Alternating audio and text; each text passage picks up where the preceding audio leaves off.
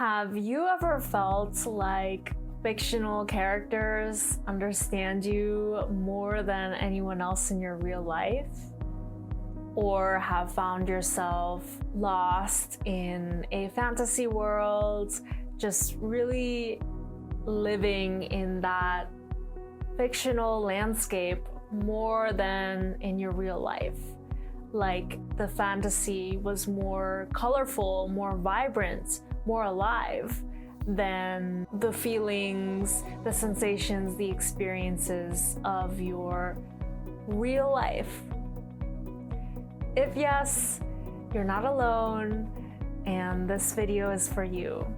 This video is not about escapism, it's not shaming nor promoting escapism.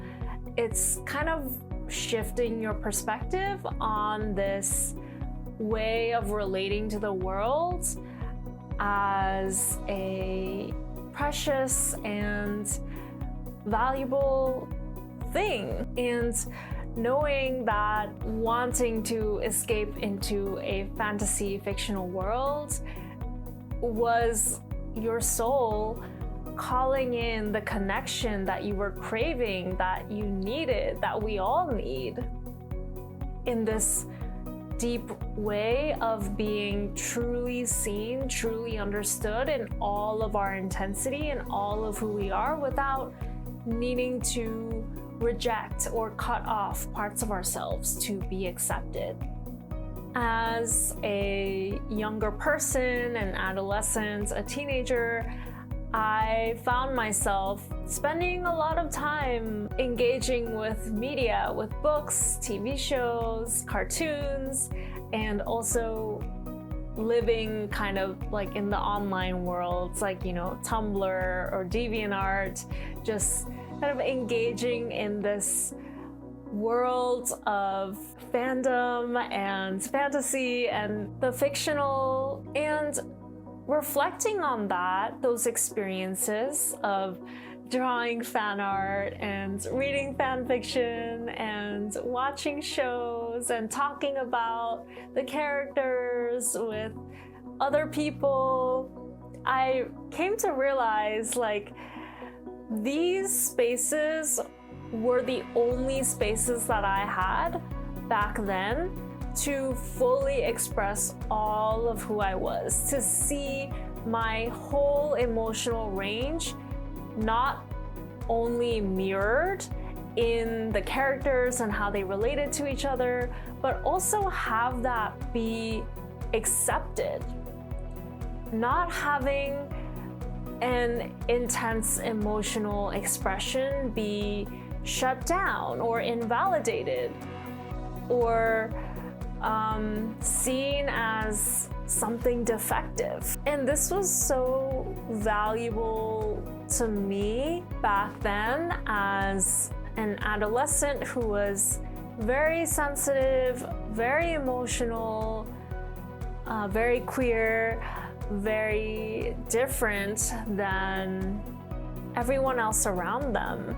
I felt misunderstood by everyone else in my quote unquote real life. Like, nobody could really mirror or match or make space for my emotional depth, my depth of feeling, my depth of thoughts, of situations and emotions and experiences. And fictional worlds really were the place that allowed me to make space for all these parts of myself that did not have space in my day-to-day life.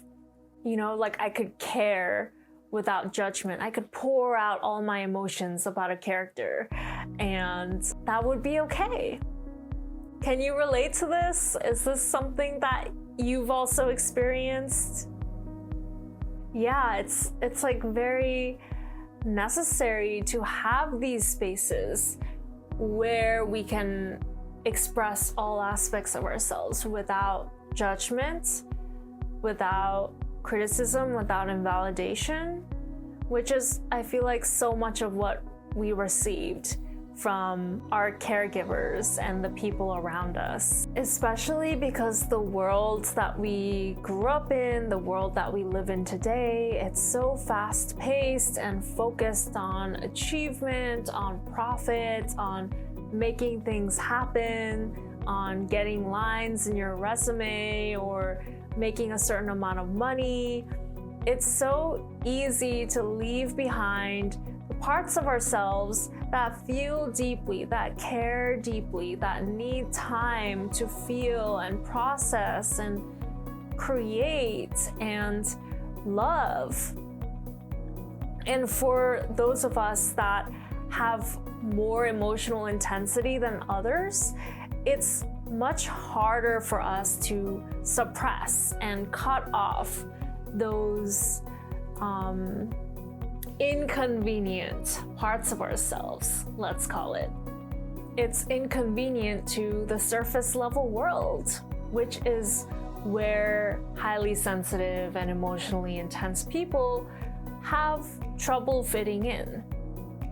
And it's not that other people aren't sensitive, they aren't emotional, their feelings don't matter.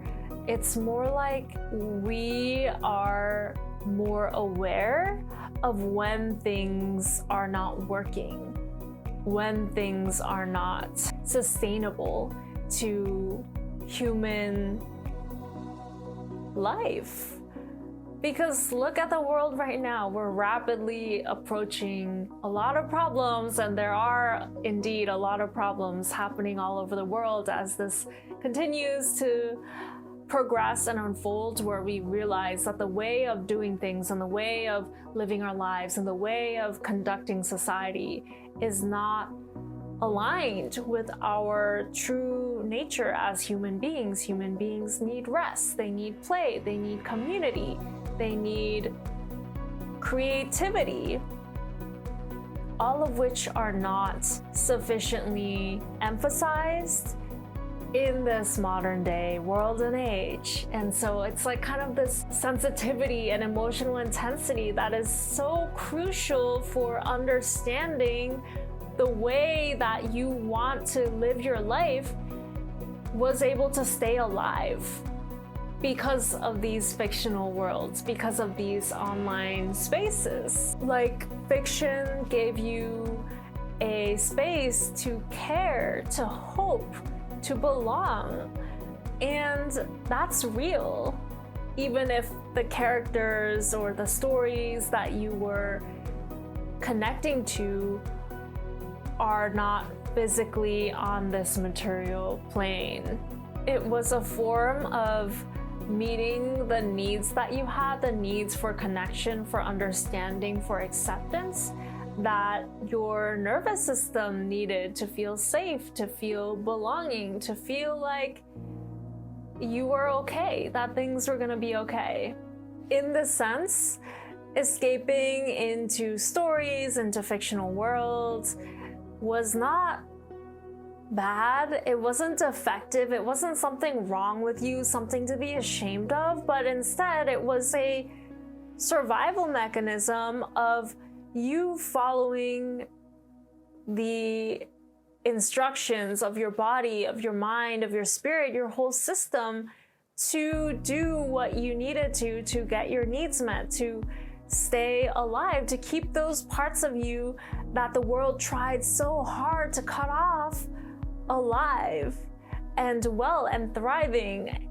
Maybe not thriving, that's the goal, right?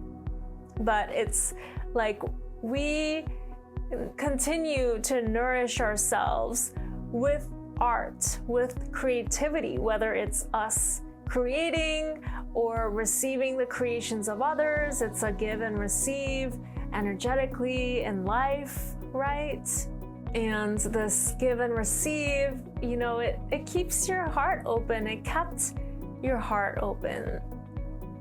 And so, like, what if there was nothing wrong with you in the first place? And this journey of connecting with fictional worlds was your way of staying alive, of keeping your heart open, of connecting to these parts of yourself that you need, because that's what makes you human, and it's what makes you alive, it's what makes you able to navigate life in a way that supports your happiness and well-being from a deep and authentic place, rather than from a superficial, external validation driven place. And so this is really an invitation for you to embrace and celebrate those sensitive and emotional parts of yourself as valuable, as precious, as the parts of you that make you you, which is someone so lovable, so precious, so amazing, here to do world-changing things with your life. Whatever stage you're at in the process of figuring that out. And figure it out, you will. It's just a matter of continuing to return it again and again to what makes you feel alive, what makes you feel cherished and nurtured and safe to be all of who you are.